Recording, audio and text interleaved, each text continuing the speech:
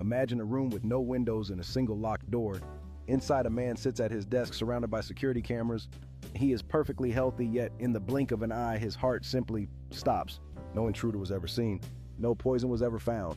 But when investigators enhanced the footage of the dark window reflection behind him, they realized he wasn't alone. Today, we step across the true crime frontier to solve the mystery of a man who spent 20 years building a life on a foundation of shadows, only for the shadows to finally check in. In the quiet suburb of Willow Creek, 45-year-old Thomas Miller was a man of absolute precision. As a lead architect, Thomas's world was governed by the laws of physics and the beauty of symmetry. He was a pillar of the community, a devoted father, and a man whose reputation was as solid as the skyscrapers he designed. Thomas and his wife Sarah had been the golden couple since their university days. For nearly 20 years, they had built a life that seemed untouchable. They were active in their church, respected in their professional circles, and lived in a home that Thomas had designed himself, a masterpiece of light and glass. Welcome to True Crime Frontier. Like this video, share it to other true crime lovers, and don't forget to hit the subscribe button. On the night of October 12, 2012, that masterpiece became a tomb. Sarah returned home from a neighborhood meeting at 10:30 p.m. She expected to find Thomas in his home office finishing the final stages of a major downtown project. The house was quiet, the air still. When she pushed open the heavy oak door to his study, she found him. Thomas was slumped over his drafting table, his pen still in hand. When the authorities arrived, they were met with a scene that defied logic. The office was a high-security safe room. The door was locked from the inside with a biometric scanner. The windows were reinforced and bolted. There was no signs of a struggle. No robbery had taken place. Thomas's expensive watch and a stack of cash on the corner of the desk remained untouched. Initially, it was thought to be a tragic natural event, but as the true crime frontier uncovered, Thomas Miller's death was only the final piece of a puzzle that had been decades in the making. In a room locked from the inside with no signs of entry, do you believe Thomas was a victim of a perfectly executed plan, or was he truly being haunted by a debt from his past? Let us know your theory in the comments. The investigation into Thomas's passing quickly turned from a medical inquiry into a deep dive into his past. The first anomaly appeared in the toxicology report. There was absolutely nothing, no drugs, no toxins, no irregularities. It was as if his body had simply received a shutdown command.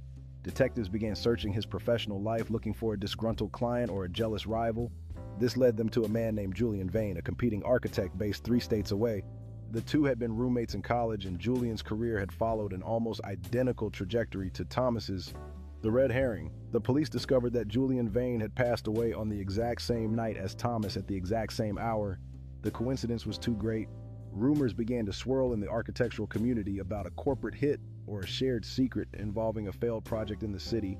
Investigators spent weeks looking for a shared financial link or a disgruntled contractor who might have targeted both men.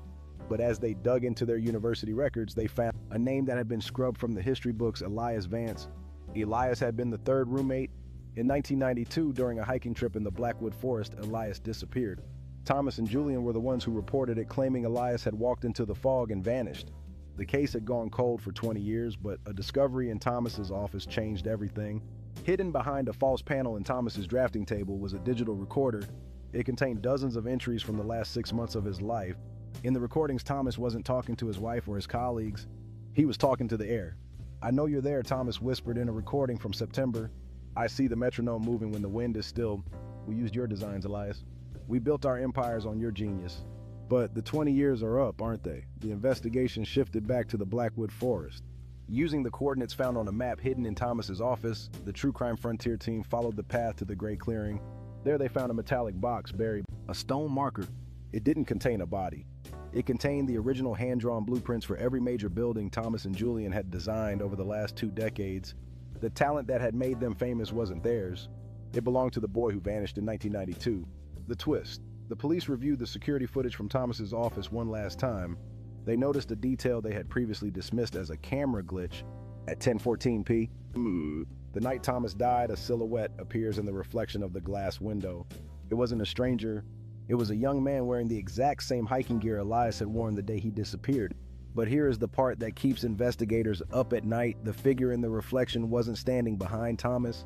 When they analyzed the angles of the room, they realized the figure was standing inside the reflection, reaching out.